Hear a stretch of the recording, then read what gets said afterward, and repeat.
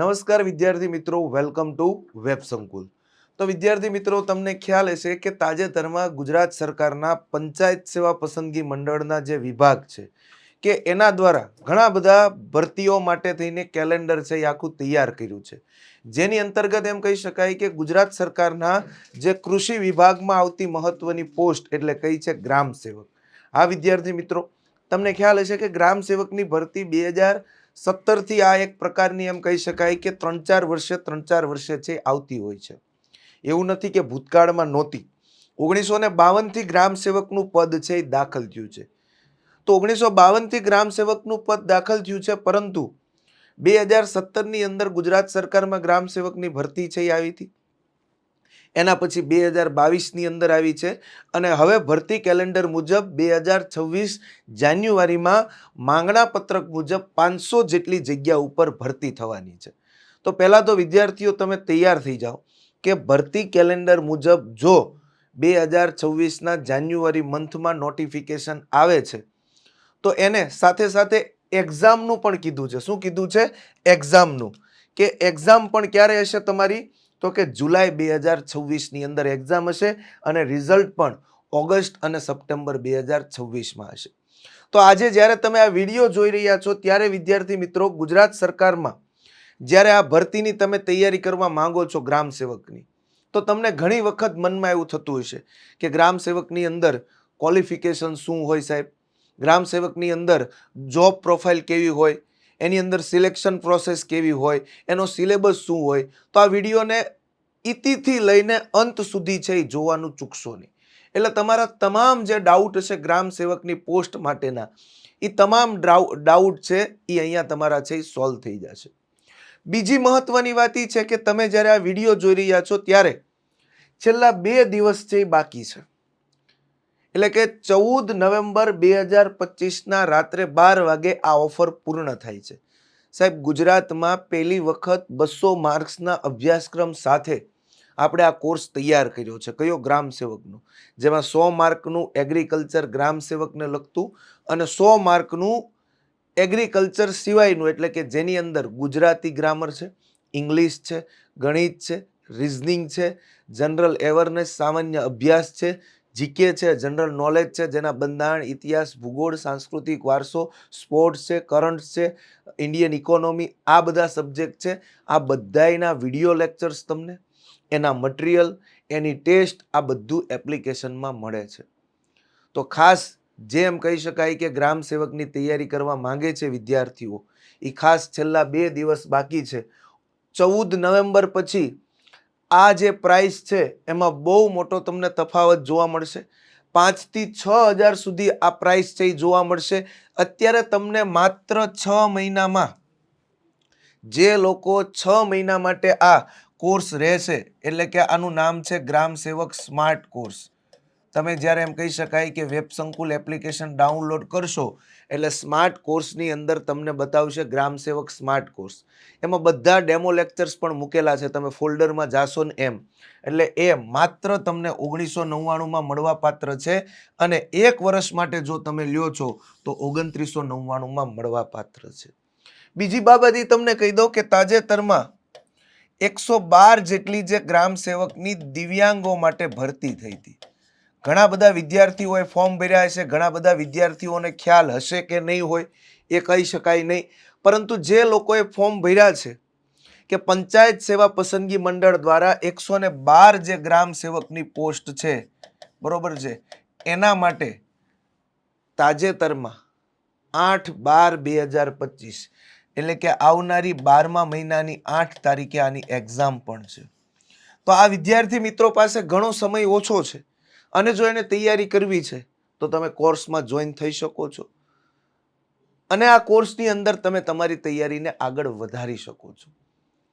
તો બે છે, આવનારી 500 પોસ્ટ છે એને ધ્યાનમાં રાખીને તમારી તૈયારીની શરૂઆત કરવી હોય, બરોબર છે, તો પણ તમે આ કોર્સને એમ કહી શકાય કે લઈ શકો છો અને તમારે દિવ્યાંગ ભરતી માટે પણ જો કરવી હોય તૈયારી તો પણ આ કોર્સ લઈ શકો છો અને તમારાને ડેમો લેક્ચર જોવા હોય તો વેબ સંકુલ એપ્લિકેશન ડાઉનલોડ કરજો, એની અંદર તમને મળશે સાહેબ 400+ કલાકના વિડીયો લેક્ચર હશે। તો ખાસ 14 નવેમ્બર રાત્રે 12 વાગ્યા પહેલા આ કોર્સને પરચેસ કરી શકો છો. પછી આની અંદર ફી 5 થી 6,000 જેટલી થશે. પછી કહેતા નહીં કે સાહેબ હવે અમે રહી ગયા, બરોબર છે, હવે આ કોર્સ અમારે લેવો છે. તો ઓફરનો ફરજિયાત લાભ ઉઠાવી શકો છો. જોઈએ આની અંદર કે ગ્રામ સેવકની અંદર કોણ ફોર્મ ભરી શકે, બરોબર છે, અને એનો અભ્યાસક્રમ એ શું હોય છે. જ્યારે એમ કહી શકાય કે 2022ની અંદર ગ્રામ સેવકની ભરતી એ જાહેર થઈ હતી નોટિફિકેશનમાં, ત્યારે એવું કહેવામાં આવ્યું હતું કે BRS જેણે કર્યું હોય, bachelor of rural studies, BRS કર્યું હોય, જેની અંદર વિદ્યાર્થીઓ ઘણા બધા વિષય આવે. BRS ની અંદર તમે જાઓ જોવા, એગ્રોનોમી વિષય આવે, બાગાયત આવે, વિસ્તરણ આવે, એનિમલ હસબન્ડરી એટલે કે પશુપાલન આવે, અર્થશાસ્ત્ર આવે, ગુજરાતી આવે, બરોબર છે, ઇંગ્લિશ આવે, હિન્દી આવે, આ બધા વિષય આવે. પરંતુ આ બધા વિષય, આ 8 જેટલા મારા ખ્યાલથી મેં વિષય અહીંયા લખ્યા છે, બરોબર છે, આ 8 જેટલા વિષય લખ્યા છે, એમાં જેણે BRS કર્યું હોય, બરોબર છે, જેની પાસે BRS ની ડિગ્રી હોય, પરંતુ યાદ રાખજો એમાં હોમ સાયન્સ, જેને હોમ સાયન્સ કર્યું હોય BRS માં, એ લોકો આની અંદર ફોર્મ ભરી શક્યા નહોતા. એટલે આ લોકોને ક્વોલિફિકેશનમાં લાયક ગણ્યા નથી. તો BRS માં આટલા વિષયવાળા ફોર્મ ભરી શકશે: એગ્રોનોમી, બાગાયત, વિસ્તરણ, પશુપાલન, અર્થશાસ્ત્ર, ગુજરાતી, હિન્દી અને ઇંગ્લિશ, બરોબર છે. ત્યાર પછી જેણે BSc એગ્રીકલ્ચરમાં કર્યું છે, BSc એગ્રી કર્યું છે, જેણે BSc હોર્ટી કર્યું છે, તો આ બે BSc ની ડિગ્રી છે એને માન્ય રાખી છે. ત્યાર પછી જેણે એગ્રીકલ્ચરમાં BE કર્યું છે, યાદ રાખજો, જેણે એગ્રીકલ્ચરની અંદર શું કર્યું છે, BE કર્યું છે, એને પણ અહીંયા માન્ય ગણ્યા છે. અને ત્યાર પછી એવું કીધું છે કે જેને diploma in agriculture, diploma in horticulture, યાદ રાખજો, જેણે ડિપ્લોમા એગ્રીકલ્ચર કર્યું છે, ડિપ્લોમા હોર્ટિકલ્ચર કર્યું છે, ડિપ્લોમા એગ્રીકલ્ચર એન્જિનિયરિંગ કર્યું છે, એગ્રો પ્રોસેસિંગ અને પોલિટેકનિક કર્યું છે, અને છેલ્લું કે diploma agriculture cooperation banking and marketing કર્યું છે, તો આ લાયકાતવાળા પણ ગ્રામ સેવકમાં ફોર્મ ભરી શકશે. તો આટલી તમારી ક્વોલિફિકેશન હોય તો તમે ગ્રામ સેવકની અંદર એલિજિબલ છો, ફોર્મ ભરવા માટે એલિજિબલ છો, જેના ફોર્મ કદાચ બહાર પડશે જાન્યુઆરી 2026ની અંદર. ત્યારે તમારી વય અહીંયા કીધી છે કે યાદ રાખજો 35 વર્ષ 18 વર્ષથી, બરોબર છે, ભરતી નિયમ મુજબ છે એમ કીધું છે કે 18 વર્ષથી shall not be less than 18 years, 18 વર્ષથી ઓછી નહીં, અને મહત્તમ કીધું છે 35+1 વર્ષની છૂટછાટ, બરોબર છે. તો એટલા માટે એ સમયની વાત હતી. હવે જ્યારે નવી નોટિફિકેશન આવશે ત્યારે પણ આટલી જ વય મર્યાદા હશે, પરંતુ આની અંદર જે આપણી અનામત કેટેગરી હશે એનો અલગ અલગ લાભ મળશે. અનામત કેટેગરીની અંદર SC હોય, ST હોય, EWS હોય, બરોબર છે, OBC એટલે કે SC/BC હોય, એની અંદર મહિલા હોય. તો મહત્તમ જ્યારે જાતિ અંતર્ગત જ્યારે આપણે જોડીએ છીએ પ્રમાણપત્ર, ત્યારે 45 વર્ષની વય સુધી આપણને લાભ મળતો હોય છે. પરંતુ યાદ રાખજો 18 વર્ષ કરતાં તમારી ઉંમર ઓછી હોવી જોઈએ નહીં. તો આપણે BRS કે કોઈ પણ ડિગ્રી કરી હોય તો સામાન્ય રીતે આપણે 21 વર્ષના તો થયા જ હોય, બરોબર છે. એટલે આ ખાલી માહિતી માટે છે, પરંતુ આપણે તો બધા 21 વર્ષથી વધારે વય ધરાવતા જ હશું. ચાલો આગળ વધીએ. અહીંયા એવું કીધું છે આ candidate shall process the basic knowledge of computer, બરોબર છે. તો આપણે એમ કહી શકાય કે કોમ્પ્યુટરનું પણ જ્ઞાન છે ધરાવતા છે હોવા જોઈએ, બરોબર છે. અને કેન્ડિડેટ છે એને ગુજરાતી, હિન્દીનું પણ એમ કહી શકાય કે જ્ઞાન છે એ હોવી જોઈએ, બરોબર છે. તો આ તો દર વખતે છે તમને પૂછાતું હોય છે, તો એ મુજબ તમારે કોમ્પ્યુટરનું જ્ઞાન છે તમને જોવા મળે છે. ત્યાર પછી જોબ પ્રોફાઇલની વાત કરીએ. અહીંયા જોબ પ્રોફાઇલની, હવે જ્યારે ગ્રામ સેવક છે ને, ગ્રામ સેવક એ કેટલા બધાયના અંતર્ગત અંડરમાં આવ્યા. કૃષિ વિભાગનો ગ્રામ સેવક, બરોબર છે, કૃષિ વિભાગનો ગ્રામ સેવક. આમ જોવા જાવ તો એ વિસ્તરણ શાખાનો કર્મચારી કહેવાય. કયા શાખાનો? વિસ્તરણ શાખાનો કર્મચારી છે કહેવાય. જ્યારે આપણે જોઈએ તો આમ જોવા જાવ તો તાલુકા લેવલે તાલુકા વિકાસ અધિકારીના નિયંત્રણ હેઠળ આવે, એટલે કે ટીડીઓના. બરોબર છે. ત્યાર પછી કોના અંડરમાં આવશે? મદદનીશ ખેતી નિયામકના અંડરમાં આવશે. બરોબર છે. મદદનીશ ખેતી નિયામકના અંડરમાં કામ કરવું પડશે, જેને આપણે કહીએ મખેની. બરોબર છે. ત્યાર પછી યાદ રાખજો વિસ્તરણ અધિકારી, યાદ રાખજો વિસ્તરણ અધિકારીના અંડરમાં આવશે.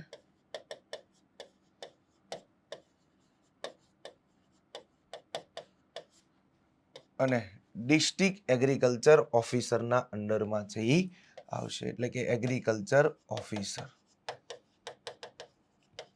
તો સાહેબ ગ્રામ સેવકે આ બધાયના અંડરમાં રહીને કામ કરવું પડશે. બરોબર છે.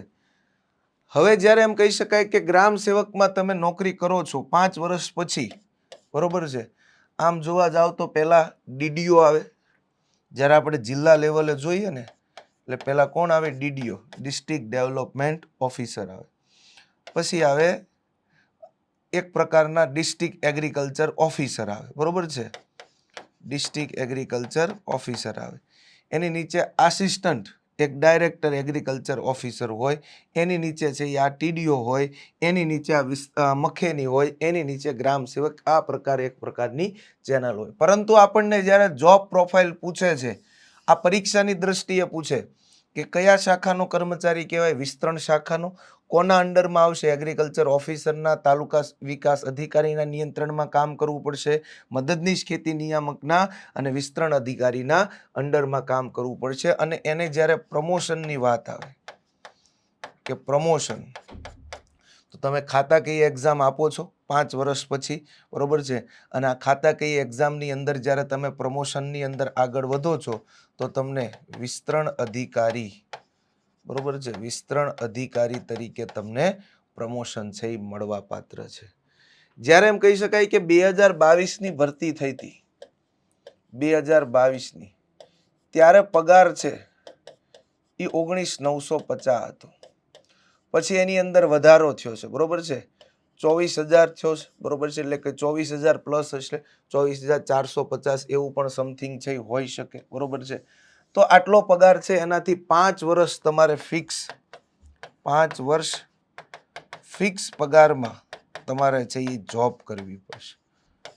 તો 5 વર્ષના ફિક્સ પગારમાં તમારે છે જોબ કરવી પડશે. અને 5 વર્ષ પછી તમને ફૂલ પગારમાં છે એ સરકાર છે એ લેશે. અને જ્યારે હવે 8મું પગાર પંચ લાગે છે, 2026ની ભરતી પૂર્ણ થાય છે, કદાચ 8મું પગાર પંચ લાગે છે, તો કદાચ તમારો પગાર છે એ 30,000 થી 35,000 સુધી જઈ શકે છે. કે 35,000 સુધી તમને 5 વર્ષમાં ફિક્સમાં નિમણૂક કરે, અથવા 32, 30 થી 35 વચ્ચેનો એક કોઈ પણ આંકડો છે આવશે. કેમ કે હજી પગાર પંચ છે એના માટે કમિટી બેઠી છે. હજી એવું નથી કીધું કે પગાર પંચ લાગુ થઈ ગયું. બરોબર છે. તો પછી રિપોર્ટ આવવાનો છે. તો પહેલા તો આપણે આવી રીતે ખાલી આની બેઝિક ઇન્ફોર્મેશન, આપણે એક સરકારી નોકરી લેવી છે, પગાર તો આપણને મળવાનો જ છે, પણ આપણે કામ શું કરવાનું છે એ આપણને છે એ ખ્યાલ હોવો જોઈએ. અભ્યાસક્રમની વાત કરીએ, 2022ની તુલનામાં ટફ છે એક્ઝામ, અને કોમ્પિટિશન પણ ટફ છે. શું કામ? 2022ની અંદર 1571 જગ્યા હતી. 2022ની અંદર 1571 જગ્યા હતી. અને ત્યારે મેરિટ છે એ ઘણું બધું નીચું રહ્યું છે. ઘણું બધું મેરિટ નીચું એટલે અમુક કેટેગરીમાં 33 માર્ક સુધી પણ બોલાવવામાં આવ્યા.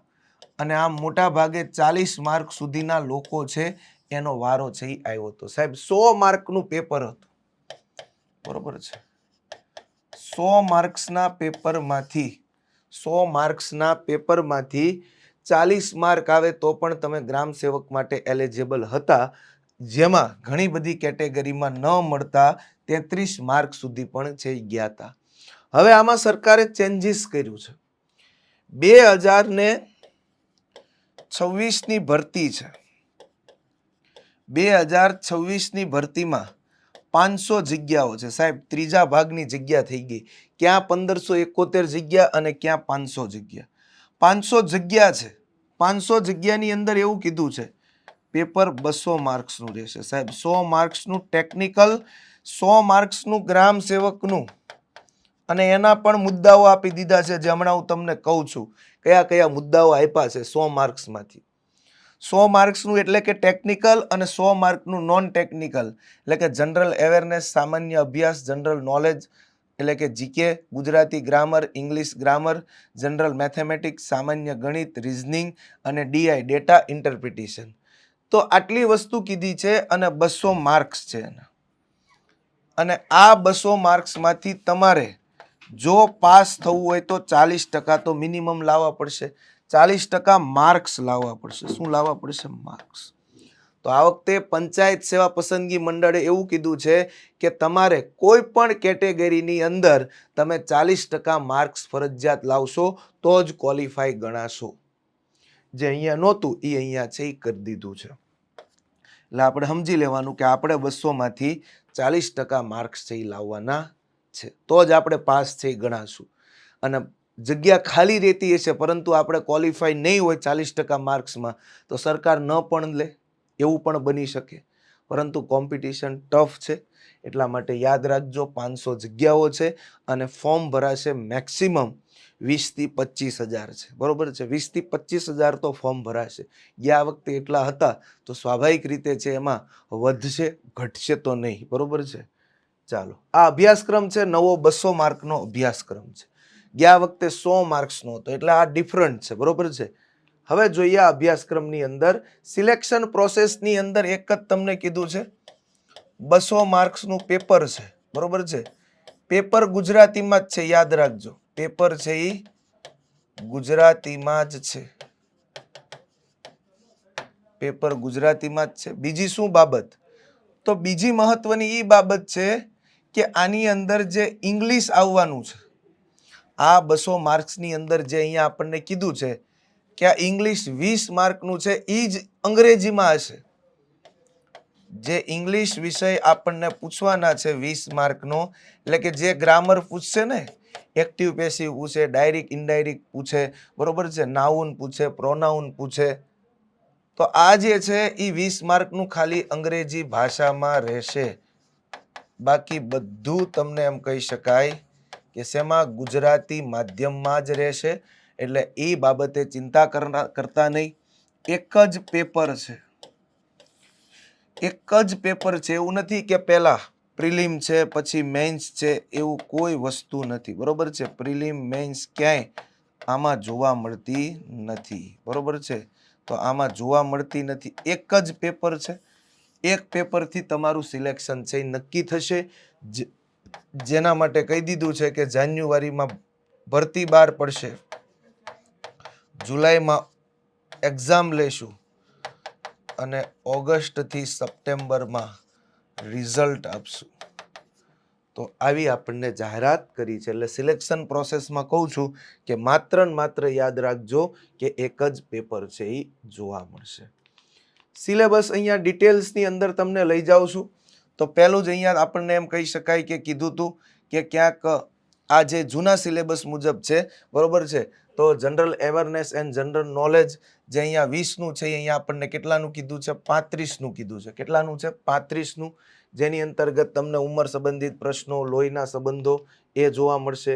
ત્યાર પછી તમને આગળ વધીએ તો આ જે સામાન્ય અભ્યાસ અને જે જનરલ નોલેજ છે, સામાન્ય અભ્યાસ અને જનરલ નોલેજ છે સાહેબ, એ 35 માર્કનું છે અને એમાં 11 જેટલા મુદ્દાઓ છે. કેટલા છે? 11 જેટલા મુદ્દાઓ. તો આ બીજો છે ગુજરાતનો ઇતિહાસ, ભારતનો ઇતિહાસ. તમને અહીં કીધું એટલું જ કરવાનું છે કે મૈત્રક, સોલંકી, વાઘેલા, 1857નો વિપ્લવ, સામાજિક ધાર્મિક સુધારણા આંદોલનો અને ક્રાંતિકારી પ્રવૃત્તિઓ, આટલી તમને કીધી છે. તો આ કરી નાખો તમે. કલ્ચરની અંદર કીધું છે કળા સ્વરૂપ, શિલ્પ, સ્થાપત્ય, મેળા, ઉત્સવો, બરોબર છે, સાહિત્ય સંસ્થાઓ, નાટ્ય કળા, ભવાઈ, તીર્થસ્થાન, પર્યટન સ્થળો, તો આટલું કીધું છે એ કરી નાખો. એના પછી જીઓગ્રાફી કીધું છે, તો એની અંદર ભૌતિક ભૂગોળ કીધું છે, ગુજરાતનું ભૂપૃષ્ઠ કીધું છે, બરોબર છે, ઉદ્યાનો કીધા, અભયારણ્ય કીધા, આમાંય જમીનના પ્રકાર ખડક કીધા છે, તો એને કરી નાખો ગુજરાત ભારતના ભૂગોળમાં. સ્પોર્ટની અંદર કીધું છે રાષ્ટ્રીય આંતરરાષ્ટ્રીય રમતો સ્પર્ધા, બરોબર છે, કોઈ ઇવેન્ટ થઈ હોય તો એ, ઓલિમ્પિક થયો હોય તો એ, એની સાથે જોડાયેલા રમતવીરો, એના નામો, આ બધું છે એ તમને કીધું છે. એના પછી તમને પોલિટી અને પંચાયતી રાજ બેયનું કીધું છે, તો બંધારણનો ઉદ્ભવ, વિકાસ, લાક્ષણિકતા, ફંડામેન્ટલ રાઇટ્સ, મૂળભૂત અધિકાર, ફરજ, રાજ્યનીતિના માર્ગદર્શક સિદ્ધાંતો, કટોકટી, સુધારાઓ, બરોબર છે, આ બધી વસ્તુ, સંઘ અને રાજ્યના કાર્યો, ત્યાર પછી પંચાયતી રાજનો ઇતિહાસ, ત્યાર પછી ભારતમાં જે પંચાયતી રાજને લગતી સમિતિઓ હતી એની બંધારણીય જોગવાઈ, અને ત્રિસ્તરીય પંચાયતી રાજનું માળખું, ભાગ 9 અને 9A આખો, બરોબર છે. ભાગ 9 ની અંદર પંચાયત છે, 9A ની અંદર નગરપાલિકા અને મહાનગરપાલિકા છે, તો એ કરી નાખો. વેલફેર સ્કીમ, તો ખાસ ગુજરાત રાજ્યની અને કેન્દ્રની કલ્યાણકારી યોજનાઓ છે એ પણ તમારે છે એ જોઈ લેવી પડશે. ત્યાર પછી ઇન્ડિયન ઇકોનોમી એન્ડ પ્લાનિંગની અંદર પણ સ્વતંત્રતા પૂર્વે અને સ્વતંત્ર બાદ અર્થતંત્ર કેવું હતું, કેવા સુધારા થયા, કેવી પંચવર્ષીય યોજનાઓ આવી, આયોજન પણ શું હતું, નીતિ આયોગ શું હતું. પછી કૃષિની અંદર ઇકોનોમિક્સ કીધું છે કે મુખ્ય પાકો કયા છે, સિંચાઈ પદ્ધતિ કઈ, MSP પૂછી લે, કૃષિ ટેકનોલોજી પૂછી લે, બરોબર છે, શ્વેત ક્રાંતિ, હરિત ક્રાંતિ, જૈવિક ક્રાંતિ, ટકાઉ ખેતી, આ બધી વસ્તુ પણ તમારે છે એ કરવાની છે. ત્યાર પછી તમને કીધું છે શું, તો કે જનરલ સાયન્સ એટલે કે સામાન્ય વિજ્ઞાન, એન્વાયરમેન્ટ પર્યાવરણ અને information and communication technology ICT, તો એની અંદર તમને અહીંયા કીધું છે કે ભાઈ વિજ્ઞાનની અંદર તો સામાન્ય વિજ્ઞાન એટલે કે જીવ વિજ્ઞાન, ભૌતિક વિજ્ઞાન, રસાયણ વિજ્ઞાન, આ કરો. અહીંયા પર્યાવરણની અંદર રાષ્ટ્રીય આંતરરાષ્ટ્રીય પર્યાવરણની સંધિઓ, એની સંસ્થાઓ, એના એવોર્ડ્સ, વન્યજીવ સંરક્ષણ, આ બધી બાબત. ICTની અંદર છે ઈ ગવર્નન્સ, નીતિઓ, સાયબર ક્રાઇમ, સાયબર સુરક્ષા, તો આ બધા વિડીયો લેક્ચર છે તે એપ્લિકેશનની અંદર, બરોબર છે, બધું મુકાઈ ગયું છે. એપ્લિકેશનમાં જેવા એન્ટર થશો એટલે તમને બધી વસ્તુ મળશે, મુદ્દા સહિત મળશે. આ જે મુદ્દા બોલું છું એ ગુજરાતીની અંદર તમે જુઓ તો સમાસ છે, છંદ છે, અલંકાર છે, જોડણી છે, સંધિ છે, શબ્દ ભંડોળમાં સમાનાર્થી, વિરુદ્ધાર્થી, રૂઢિપ્રયોગ છે, કહેવત છે, બરોબર છે, તો આ તમને મળવા પાત્ર થશે. ઇંગ્લિશની અંદર ટેન્સીસ છે, એક્ટિવ પેસિવ છે, બરોબર છે, ટ્રાન્સફોર્મેશન ઓફ સેન્ટેન્સ છે, આર્ટિકલ છે, એડજેક્ટિવ છે, preposition, conjunction, verbs, adverbs, noun, pronoun, synonyms, બરોબર છે, આ બધી વસ્તુ તમને છે એની અંદર મળવાની છે. અને ખાસ જનરલ મેથેમેટિક્સ, રિઝનિંગ અને DI એ પણ અહીંયા છે એ આપણે લઈ લીધું છે. આ એનો ડિટેલ સિલેબસ છે. ત્યાર પછી આપણને કીધું છે કે ભાઈ આપણને એગ્રીકલ્ચરમાં શું કીધું છે 100 માર્કની અંદર, તો કે ભાઈ સસ્ય વિજ્ઞાન એટલે શું થાય, એગ્રોનોમી થાય. સસ્ય વિજ્ઞાન એટલે શું થાય, એગ્રોનોમી. એની અંદર કૃષિનો વારસો, એની મૂળભૂત બાબતો, ખેતી પદ્ધતિ, કૃષિ વ્યવસ્થાપન, પાક ઉત્પાદન ટેકનોલોજી, ખરીફ રવિ પાક, નિંદણ વ્યવસ્થાપન, જળ વ્યવસ્થાપન, જૈવિક ખેતી, વર્મી કમ્પોસ્ટ, બરોબર છે, આ બાબત કીધી છે. ત્યાર પછી બીજું આપણને કીધું હતું જમીન વિજ્ઞાન અને કૃષિ રસાયણ શાસ્ત્ર, તો જમીનની ઉત્પત્તિ, જમીનના પ્રકાર, એની અંદર જૈવિક રાસાયણિક ખાતરો, કાર્બન નાઇટ્રોજનનો ગુણોત્તર, બરોબર છે, પોષક તત્વો કેવી રીતે આપવા જોઈએ, એની પદ્ધતિઓ. પછી ગુજરાત અને ભારતની અંદર સમસ્યારૂપ જમીન, એની વહેંચણી, એની ગુણવત્તા, એની સુધારણાની પ્રવૃત્તિ, એગ્રો ક્લાઇમેટ ઝોન કેટલા છે, એની અંદર ક્યાં સમસ્યારૂપ જમીન છે, આ બધી. તો આ ફોલ્ડર છે, તમે એપ્લિકેશનમાં જાશો તો પહેલું ફોલ્ડર તમને જોવા મળશે કયું, એગ્રોનોમીનું. બીજું ફોલ્ડર તમને જોવા મળશે કયું, જમીન વિજ્ઞાન. ત્રીજું ફોલ્ડર તમને જોવા મળશે કયું, તો કે બાગાયત. ચોથું ફોલ્ડર તમને જોવા મળશે કયું, રોગશાસ્ત્ર. એના પછી તો કે કૃષિ ઇજનેરી જોવા મળશે. એના પછી તો કે કૃષિ વિસ્તરણ જોવા મળશે. એના પછી તો કે અર્થશાસ્ત્ર છે એ જોવા મળશે, બરોબર છે. તો આ બધા ફોલ્ડરમાં બધા વિડીયો લેક્ચર તમને જોવા મળશે. તો બાગાયત શાસ્ત્ર, ફળ વાવેતર, પાકોની ઉત્પાદન તકનીક, શાકભાજી મસાલાની ઉત્પાદન તકનીક, સંરક્ષણ, મૂલ્યવર્ધન, ગ્રીન હાઉસ ટેકનોલોજી, તો આ બધી વસ્તુ તમને છે મળશે વિડીયોના માધ્યમથી. આખું કીટકશાસ્ત્ર, બરોબર છે, ઇન્ટિગ્રેટેડ પેસ્ટ મેનેજમેન્ટ એટલે કે IPM, સંકલિત કીટક વ્યવસ્થાપન, કીટકના પ્રકાર, ચાવીને ખાનારા, ચૂસીને ખાનારા, બરોબર છે, કયા કયા છે. કીટકનું અપૂર્ણ કાયંતરણ, પૂર્ણ કાયંતરણ, કીટકની વ્યાખ્યા, બરોબર છે, મોલો મચ્છીનું શું કામ હોય છે, પરજીવી કીટક કોને કહેવાય, પરભક્ષી છે એ કોને કહેવાય, એનું નિયંત્રણ શું છે. તો આ બધી વસ્તુ, ફેરેમેન ટ્રોપનો ઉપયોગ શું હોય, પ્રકાશ પિંજર શું છે, આ બધી વસ્તુ આવશે. હોર્મોન્સ એટલે કે અંતઃસ્ત્રાવ હોય, ઓક્સિન શું કામ કરે, ઇથેલિન શું કામ કરે, એબ્સેસિક એસિડ શું કામ કરે, નેપ્થેલિક એસિટિક એસિડ શું કામ કરે, સાઇટોકાઇનિન શું કામ કરે, સાયકોસિલ શું કામ કરે. તો આ બધા હોર્મોન્સ, ખેતર અને પાકના જે ધાન્યના કીટકો એનું વ્યવસ્થાપન, આ બધી વસ્તુ અહીંયા આપણે કરવાની છે. તો આખું કીટક શાસ્ત્ર તમને જોવા મળશે. તમામ ખેતી પાકોનો રોગશાસ્ત્રની અંદર તમામ ખેતી પાકોના રોગ, એના લક્ષણો અને એનું વ્યવસ્થાપન છે. એટલે કે ધાન્ય વર્ગના પાકો અને એના રોગો, એનું નિયંત્રણ, ધાન્ય વર્ગ હોય, કઠોળ વર્ગ હોય, શાકભાજી હોય, ત્યાર પછી રોકડિયા પાકો હોય, ત્યાર પછી તેલીબિયા પાકો હોય, મસાલા વર્ગના પાકો હોય, બરોબર છે, ફળ પાકો હોય, આ બધા પાકો અને તેનું વ્યવસ્થાપન, એના વિડીયો લેક્ચર પણ તમને જોવા મળશે. તમે જશો, તમને ફોલ્ડરમાં ઓટોમેટિક ખબર પડશે કે હા આટલા બધા વિડીયો લેક્ચર છે. ત્યાર પછી ઇજનેરી, બરોબર છે, તો કૃષિ ઇજનેરીની અંદર શું હોય તો કે ખેડાણ છે, ટાઇલેજ છે, પ્રાઇમરી ટાઇલેજ, સેકન્ડરી ટાઇલેજ, પ્રાથમિક ખેડાણ, દ્વિતીય ખેડાણ અથવા એને ગૌણ ખેડાણ પણ કહેવાય. એની અંદર કલ્ટિવેટર શું કહેવાય, બરોબર છે, રોટાવેટર શું કહેવાય, માઉન્ટ બંડ પ્લાડ શું કહેવાય, છીણી હળ શું કહેવાય, રીઝર કોને કહેવાય, બરોબર છે, કરજત, કરબડી, દાંતરડા, પાવડા, આ બધાયનું શું કામ હોય, શું ઉપયોગ હોય, ઓગરનો ક્યાં ઉપયોગ થાય, આ બધી વસ્તુ તમને, જેને ફાર્મ યાર્ડ મશીન પાવર કહેવાય, ટ્રેક્ટર સહિત બધા સાધનો આમાં છે આવી જાય. પછી પાણી સંરક્ષણ, પવન દ્વારા જમીનનું ધોવાણ, એના નિયંત્રણ માટે શું કરવાનું. પછી આ એન્જિન પાવરની સ્થિતિ, પ્રાથમિક અને દ્વિતીય ખેડાણના સાધનો, કૃષિમાં વપરાતા તમામ સાધનો છે એ આની અંદર છે એ જોવા મળશે. પછી મહત્વના એકમો, કે એક હેક્ટર બરાબર કેટલા થાય, તો કે એક હેક્ટર એટલે 6.25 વીઘા, એક હેક્ટર એટલે 2.47 એકર, બરોબર છે, એક હેક્ટર એટલે કેટલા ગુઠા, તો કે 100 ગુઠા, એક વીઘો બરાબર કેટલા ચોરસ કિમી, 1600 ચોરસ કિમી, એક એકર બરાબર કેટલા ચોરસ કિમી, 4000 ચોરસ કિમી, એક હેક્ટર બરાબર કેટલા ચોરસ કિમી, 10,000 ચોરસ કિમી, બરોબર છે. ત્યાર પછી તો કે મહત્વનું પૂછાય, એક એકર એટલે કે 2.5 વીઘા છે, બરોબર છે. તો આ બધી વસ્તુ, એના મહત્વના એકમો પણ આની અંદર છે આવી શકે છે.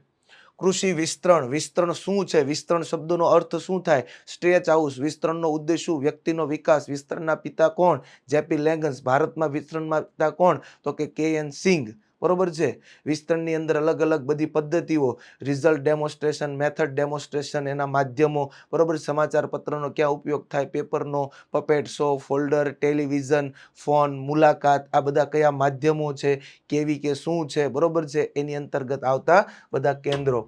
તો વિસ્તરણ શિક્ષણ, બરોબર છે, એના ટીચિંગ લર્નિંગના પ્રોજેક્ટ, ઓડિયો વિઝ્યુઅલ પદ્ધતિ, ત્યાર પછી ICT, KVK, સરદાર સ્મૃતિ કેન્દ્ર, આત્મા, FTC, KCC નો ખ્યાલ, આ બધી વસ્તુ. અને એન્ટરપ્રિન્યોરશિપ એટલે કે ઉદ્યોગ સાહસિકતા, એનો વિકાસ, અર્થ, એના લક્ષણો, નાના કૃષિ ઉદ્યોગ, એના માટે કેવી તૈયારી કરવું, બરોબર છે, મીડિયમ સ્મોલ ઇન્ડસ્ટ્રીઝમાં શું એની હોય મહત્વની બાબત, કેવી રીતે મૂકવું જોઈએ, કેવો લાભ લેવો જોઈએ. તો આ બધી વસ્તુ છે એની અંદર આવશે.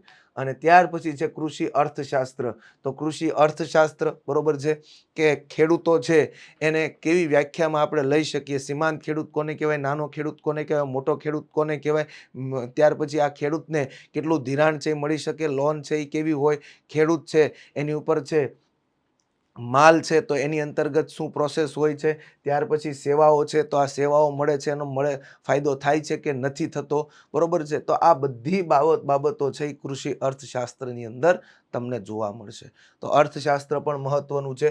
તો આટલા 8 ટોપિક આપ્યા છે અને એક ગ્રામ સેવકનો જોબ ચાર્ટ થઈને 9 આપણે એગ્રીકલ્ચરના ટોપિક તમને એપ્લિકેશનમાં આપ્યા છે. તો જોવાનું ભૂલશો નહીં, કારણ કે તમને કહું છું કે છેલ્લા 2 દિવસ છે, એટલે કે આજે અને આવતીકાલે 14 તારીખે રાત્રે 12 વાગ્યા સુધી છે. તો તમે હજી પણ ક્યાંક ગ્રામ સેવક માટે પોતે મનમાં એવું નક્કી કરો છો કે તૈયારી કરવી કે ન કરવી, બરોબર છે. આ ભરતીની અંદર મારું સિલેક્શન થશે કે નહીં થાય, પરંતુ મહેનત કર્યા વગર છે એ કંઈ થતું નથી, બરોબર છે. કોઈ પણ વસ્તુ હોય છે એની પાછળ સંઘર્ષ, તમારી મહેનત છે એ જવાબદાર હોય છે. ડેઈલી તમારે ટાઈમ ટેબલ બનાવવું પડે, એને ફોલો કરવું પડે, તમારે કોન્સન્ટ્રેશનથી જે વિડીયો લેક્ચર જોવા પડે, એની ટેસ્ટ આપવી પડે, એનું રિવિઝન કરવું પડે, તો જ તમે છે એ સફળ થઈ શકો છો. અને સિલેબસ આ વખતે 200 માર્કનો થયો છે, કોમ્પિટિશન વધી છે, જગ્યા ઓછી છે, તો ખાસ વિદ્યાર્થી મિત્રો અત્યારથી તૈયારીની શરૂઆત છે એ કરી દેજો.